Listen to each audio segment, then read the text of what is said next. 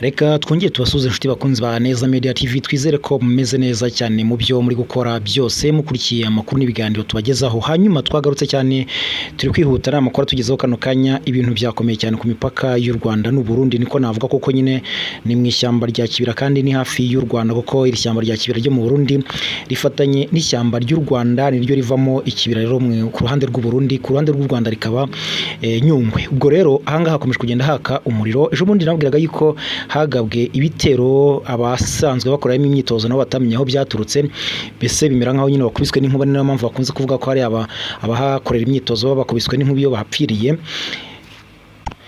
Kugeza ubu rero amakuru arerekana yuko hongeye kuba isanganya. Ubundi ahakorera imyitozo ni bande? Ni ukuvuga ngo hari hasanzwe hakorerwa imyitozo abasirikare b'u Burundi FDNB, haba hari FARDC, abasirikare bakomeye muri FARDC ndetse n'abakomeye muri FDLR, muri wa mugambi usanzwe wo kurwanya M23, ariko cyane cyane no gutegura uko bagaba ibitero ku gihugu cy'u Rwanda, nkuko byagiye bitangazwa na Perezida Ndayishimiye yuko rwose byashoboka ko batera u Rwanda, ndetse noneho bikaza guhurwa cyangwa se bikaza gutangazwa n'uwitwa Terence Ntahiraja, uyu akaba ari ambasaderi w'u Burundi mu gihugu cy'Ububirigi, uvuze ko kuba umuntu yatera u Rwanda nta gitangaza cyaba kirimo. Rero bamaze iminsi bari muri izo gahunda, ndetse amaze igihe havugwa inkuru z'uko witwa Jean-Luc Habyarimana amaze iminsi akora inama za hato na hato mu gihugu cy'u Burundi, ndetse izindi zikorerwa mu burasirazuba bwa Repubulika ya Demokarasi ya Kongo, ahura n'abayobozi ba FDLR, ahura n'abayobozi muri FARDC ndetse n'abayobozi muri politiki za Kongo n'u Burundi, kugira ngo bategure izo gahunda neza cyane. Rero harashize iminsi bari mu myitozo mu ishyamba rya Kibira, ubu rero bakaba bahuye n'isanganya nanone mu buryo bukomeye cyane. Usibye ibyo rero turaje twinjira nanone mu makuru yuko hari umusirikare ukomeye mu gisirikare cya FARDC wiyahuye yirashe. Abasirikare ba FARDC batangiye kugenda birasa byabakomeranye cyane, akaba rero ari umusirikare ukomeye cyane, Colonel Makelele. Ndakubwira uko byagenze n'impamvu yabyo. Andi makuru ni y'imirwano ikomeye yakasa mutwe y'imbere ngiri kubera imasisi, imirwano yongeye kukaza umurego rwose mu bice bya za Kinigi na Gasenyi. Ndaza kukubwira uko bimeze, ndetse no muri Point Zero aho urugamba rwabaye urugamba, ndetse cyo kimwe no mu bice bitandukanye byo muri Minembwe ahitwa kuri Mukoko. Ahangaha isasu uravugiriza cyangwa se riravuza ubuhuha. Ni amakuru rero menshi cyane avugwa. Hanyuma u Rwanda bongeye gushinjwa kugarurwa mu birego cyangwa se mu majwi y'ibirego, ndetse bakabifatanya na M23. Iyi raporo yaturutse hehe nayo ndayigarukaho. Reka twinjire muri aya makuru, mbahaye ikaze. Ubwo ngubwo ngusaba gukora subscribe, ngusaba gukanda like, ugakanda share, ukanaduha comment cyangwa se ibitekerezo byanyu, biba ari byiza cyane. Ni ukuvuga ngo nahoze mbikubwira ko mu ishyamba rya Kibira ni ishyamba ryegeranye n'ishyamba rya Nyungwe mu Rwanda, ariko bimaze iminsi bivuga yuko rya shyamba rimaze iminsi riberamo imyitozo ihuriweho nyine ihuza abasirikare b'u Burundi bakomakomeye mu Burundi batoranyijwe, igahuza abasirikare baturutse muri FARDC, ndetse abangaba bo baheruka no kwinjira mu gihugu cy'u Burundi ari 600 barengaho gatoya bagiye muri izo gahunda. Abatoranyijwe nyine muri FARDC arimo biganjemo aba special force babahibu. Ubwo rero nabo bajya muri izo gahunda, hakaba hasanzweyo aba FDLR kugira ngo bakomeze gukaza imyitozo n'ibiganiro. Ibiganiro by'ikabera i Bujumbura, imyitozo ikabera mu ishyamba rya Kibira. Ku munsi w'ejo rero havuzwe inkuru y'incamugongo ku basirikare bari muri iryo shyamba cyangwa se iyo coalition yose iri kwitorezayo, ko bakubiswe n'inkuba, nanone hongera gupfa abasirikare barenga 50. N'ubundi nta byumweru bibiri bishize bakubiswe n'inkuba, cyangwa se hagabwe igitero cya drone muri iryo shyamba, ndetse rinibasira ibitaro bya gisirikare ibikoreramo hariya nyine mu ishyamba, bisanzwe byita ku basirikare bakomeretse, abarwaye, ndetse n'abandi bafite ibibazo bagomba kwitabwaho, kuko nyine ikigo cya gisirikare cyangwa se abera imyitozo byanga byakunda agomba kuba hari abaganga. Icyo gihe rero nabwo byabaye nkaho bisubiza inyuma imyitozo. Ubu rero nabwo byongeye kumvikana. Kugeza ubu bino bitero byose ntabwo babasha kumenya ngo byaturutse he, usibye kugenda bakeka ngo nungo rwaba ari u Rwanda, ngo kubera ko nyine nabo bifuza gutera u Rwanda bagakeka ko narwo rwabarasaho, bakavuga ngo ni 23, abandi ngo ni Red Tabara. Kugeza ubu ibi bitero byose uko byenda bibagabwaho ntabwo babasha kumenya ngo byagenze bite. Gusa icyo wamenya cyo nuko hariya ni hafi y'u Rwanda, kandi rwose bino bibangamiye umutekano w'u Rwanda, nk'uko u Rwanda rukunze gutangaza yuko rugomba kurinda imipaka yarwo. Ubwo no kuvuga ngo rero niyo mpamvu nko ku ruhande rwo kuri Repubulika ya Demokarasi ya Kongo u Rwanda rwashyizeho ingamba z'ubwirinzi, kuko bazi ko hariho FDL kandi zikorana n'igisirikare cya leta ya Kongo mu kuba bashobora gutera cyangwa se bagahungabanya umutekano w'u Rwanda, kuko n'ubundi byigeze kugenda bibaho. N'ubundi hari nabigeze guturuka hano mu Burundi barimo za FRN, baza bagaba ibitero hano za Nyamata muri Nyaruguru, bagaba ibitero muri Nyamagabe n'ahandi hatandukanye hegereye u Rwanda. Icyo gihe ndetse rwose binica abaturage bagera mu 16 Nyaruguru ndetse n'imodoka y'igitifu iratwikwa, byose bigizwemo uruhare n'izo nyeshyamba cyangwa se baturuka kuri FDLR, uwo mutwe wa FRN waturukaga ko uyoborwaga n'abarimo ba Rusesabagina. Ibyo rero bituma u Rwanda nyine rukaza ingamba z'ubwirinzi. Ubu rero amakuru agaragaza ko bongeye kwahura n'akaga gakomeye cyane, ndetse rwose binasubiza inyuma iyo myitozo ngo yahagaze amasaha menshi kugeza uyu munsi. Ntabwo byoroshye na gato, yari gushakisha uko bavura izo nkomere no gutwara imirambo, cyane yuko ari myinshi kugira ngo ijye kwitabwaho i Bujumbura, za Gitega n'ahandi hagomba kwita kuri abo basirikare bakomeretse cyane. Nguko rero uko bimeze, urumva hafi y'umupaka u Rwanda n'u Burundi ntabwo ibintu byoroshye na gatoya. Ibi rwose bishobora kuba byateza n'umutekano muke mu by'ukuri. Ni ukuvuga ngo rero reka twihute cyane, n'ubundi aba Barundi nabo bakomeje no guhura n'ibibazo bikomeye cyane hariya mu burasirazuba bwa Repubulika ya Demokarasi ya Kongo. Amakuru agaragaza neza yuko mu bitero bimaze iminsi bigabwa ku barwanyi ba M23 na twirwaneho muri Kivu Amajyepfo, hariya za Minembwe rwose mu bice bya za Bidegu, Rugezi, Karingi, Karongi, kuri Mukoko, kwa Murima, aho hose ibitero byose ko byakabaye M23 kubisubizayo nabi cyane, iri kubahondagura rwose, yabahinduye nk'ingoma z'abaporosa niko navuga. Ubu rero ibyo bikaba biri gutuma hagwa abasirikare b'Abarundi benshi pe, kuko nibo n'ubundi bakoze amaramforo cyangwa se nibo benshi bari gukorera hariya mu burasirazuba bwa Repubulika ya Demokarasi ya Kongo, by'umwihariko muri Kivu y'Amajyepfo, kuko Ndayishimiye ari yijeje Kisekedi yuko bagiye gufata ibice byo muri Kivu y'Amajyepfo, bagafata hitwa ku Ndondo, bagafata Imikenge, bityo bakabona ko bafata Minembwe kugira ngo bitegere u Rwanda nabo batangire kurwanya, aricyo kimwe banarwanya na M23. Rero ubu ngubu byabaraniye cyane kuko M23 yamaze no gucakira Tombe yose, yamaze gucakira Mikenge yose, yabaye Tombe rwose mu maboko yayo uko yakabaye. Muzi ko bari basanzwe bari mu gice kimwe, FARDC nayo iri mu kindi gice. Ubu rero niko bimeze rwose, nta musirikare uri kurangwa muri kiriya gice rwose, bose bamaze gukizwa n'amaguru bayabangira ingata abo basirikare b'Abarundi. Cyakora icyo biri kuvuga ko hari imirambo myinshi yuzuye kuri iyo misozi nkuko biri kuvugwa. Rero usibye imirwano yabaye ku munsi w'ejo aho Imikenge nanone bashaka kongera kuza kugaba ibitero kuri M23, ubu ahitwa kuri Mukoko niho hari kumvikana urugamba rukomeye cyane, ku buryo rero ngo M23 nabwo yasubije igitero ariko mu buryo butari bworoshye na gatoya. Usibye rero aho ngaho M23 nanakubwira yuko ahitwa Point Zero naho iri kwakora akantu, harashize iminsi haza abasirikare benshi b'u Burundi hakorwa amaramforo, ndetse ngo hanaza abasirikare b'abahibu, noneho special force y'igisirikare cya leta FARDC, hasanzwe hari abahibu nyine cyangwa se bazwi nk'ibihunyira. Ubu rero ngo haje abandi bitwa Seripabla cyangwa se nyine ngo ni inzoka z'umukara, ngo nibo baje kurwanya guhangamura M23, ariko ibyo M23 iri kubakorera ntabwo wabyifuza, ntabwo wabyifuriza umuntu umwana wawe, iri kubakubita cyane. Aba bitwa Seripabla bamaze kuhagwa, Point Zero honyine hamaze kugwa abarenga 10 bo muri special gusa igisirikare cya FARDC barimo hibu n'abangaba ngo ni Seripabla.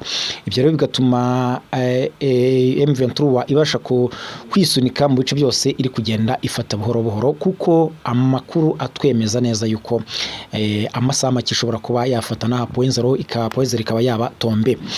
Bivuze iki rero? Bivuze ko uru rugamba ruri kugenda rwaguka cyane, ndetse rwose amakuru arigaragaza ko nanone ahitwa Gipupu muri za Mwenga, ngira ngo Abarundi bahagotewe kuva M23 ifashe ibice bitandukanye, ifa amaze gufata Mikenke, aha Gipupu, izindi nzira zose bagombaga kunyuramo baza gutabara bagenzi babo ari ku rugamba cyangwa se batwara ibikoresho, zose M23 yamaze kuzifunga, babuze aho bahungira, bari gutakamba bavuga ngo M23 nibasigira akayira ibakorereho niburi cyitwa kwa kundi bavuga ngo ni ikagusigira inzira imwe gusa ukabasha kuba wahunga. Biracyari muri negotiation. Hanyuma kandi nako n'ubundi ibyo birwanisho harashize iminsi abari hafi ya za Mikenke batabaza ngo ni haze ibindi bikoresho cyangwa se radioravitaye, ariko ntabwo biri gushoboka kubera ko nyine izo nzira zifunzwe, kuko ibindi bikoresho cyangwa se ibindi birwanisho byose hafi ya byose M23 tayari yamaze kugenda rero ibicakira hariya ku rugamba rwo muri Mikenke. Hafatiye intwaro nyinshi cyane rwose, za Herokayerense, za machine gun, za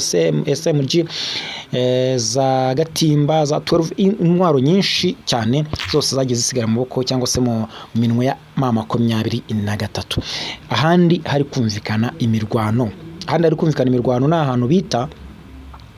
ni ahantu bita rwose Kinigi muri Kivu y'Amajyaruguru Imasisi. Urugamba rwaremye pe, bari kurasana kuva ejo saa 7 z'ijoro kugeza mu gitondo saa 4 isasu ryavuzaga ubuhuha nta guhagarara mu ruwaka hagati ya 23 ndetse n'igisirikare cya leta Congo FARDC n'abambari bacyo barimo Wazalendo barimo FDL ndetse n'abasirikare b'u Burundi.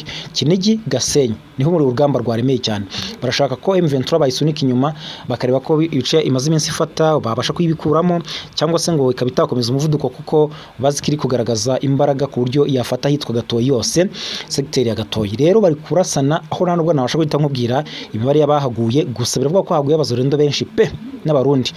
Ubwo rero nguko uko ibintu byifashe hariya muri teritwari ya Masisi, ahubwo reka tuye makuru yandi atandukanye. Ni ukuvuga ngo rero hari umusirikare n'umwe mu basirikare bakuru ba FARDC, uyu yarasanzwe ayobora ingabo zo mu ntara Kivu y'Amajyepfo ndetse akaba nyine yari umuyobozi ukomeye cyane birumvikana, yasanzwe rero yirashe yenda gupfa ajyanwa kwa muganga aho arimo gukurikiranwa hafi nyuma yuko amakuru ya mbere yavugaga ko yapfuye nyuma yo gufata icyemezo cyo kwiyambura ubuzima cyangwa se nyine kwirasa kugira ngo abe yava muri ubuzima kuko ibintu bikomeye. Rero amakuru yatangajwe mbere ya Kivu Morning Post dukesha nyine inkuru aravuga yuko Colonel Makerere wari komanda wa FARDC muri axe ya Fizi mu Kela mu ntara Kivu y'Amajyepfo yapfuye. Akaba rero niko yavugaga nyine ya mbere ntago indi kwiyemeza ubu ngubu, akaba ngo yapfuye ku tariki 9 Kamena 2026.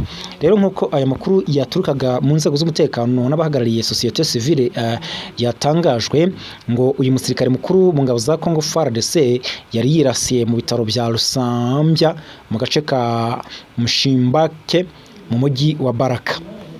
Amakuru mashya nyuma yaje kuza kugera ku bitangazamakuru bitandukanye avuga ko Colonel Makerere akiriho atapfuye nubwo yari yiyahuye kandi ari mu bitaro bya Baraka, cyakora cyo arembye ari hagati y'umupfu n'umupfumu ashobora gupfa.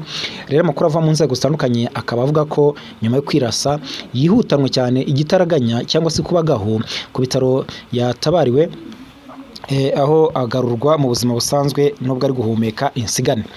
Nguko rero uko byifashe kuri uwo musirikare ukomeye cyane muri FARDC.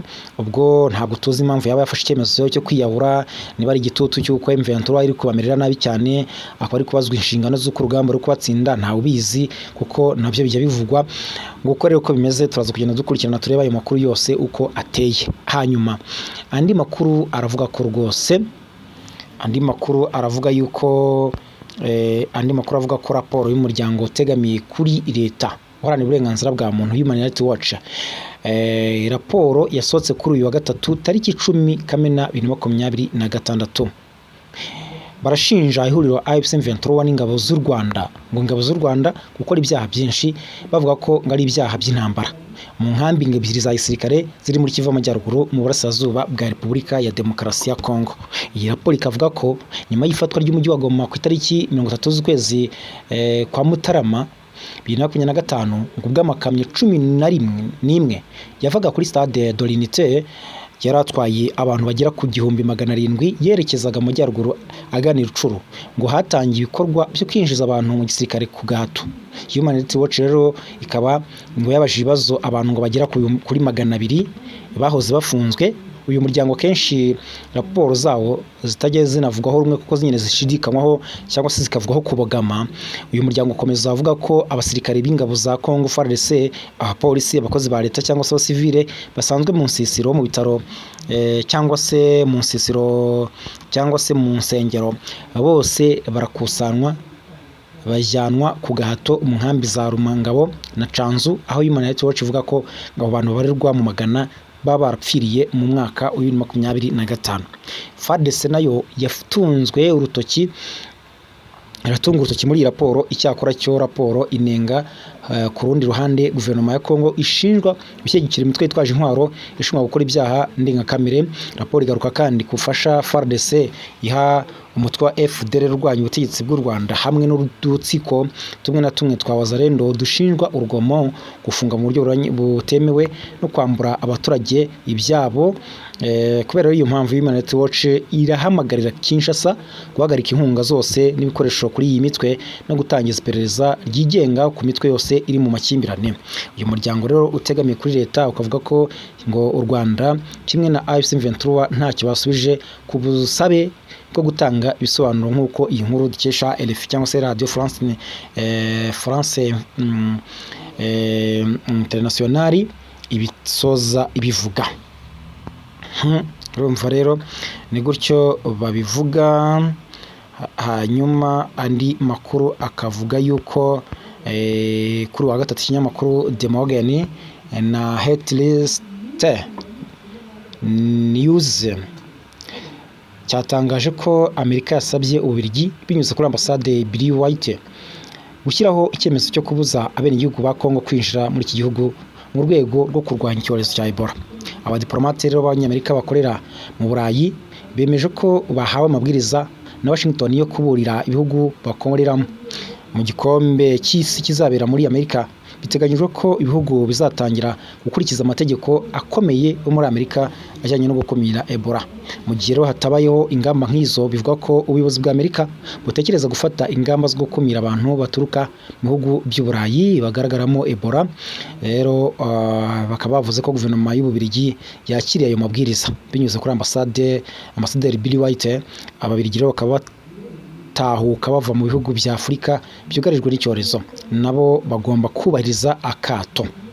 Iki kinyamakuru kivuga ko Minisitiri w'Ubuzima rusange Frank adashaka gusubiza ku cyifuzo cya Amerika muri iki gihe, kandi akomeje gukurikiza amabwiriza y'ishami ry'umuryango w'abibumbye rishinzwe ubuzima OMS. Reka mashimire cyane mwebwe mukunda Neza Media TV, ni ukuvuga ngo mukomeze kugira ibihe byiza mukurikiye aya makuru, kandi rwose Imana ibarinde. Ubwo icyo nagusaba ni gukora subscribe, ukanda like, ukanda share, ukaduha ibitekerezo cyangwa se comment. Mukomeze kugira ibihe byiza mukurikiye amakuru n'ibiganiro tugenda tubagezaho.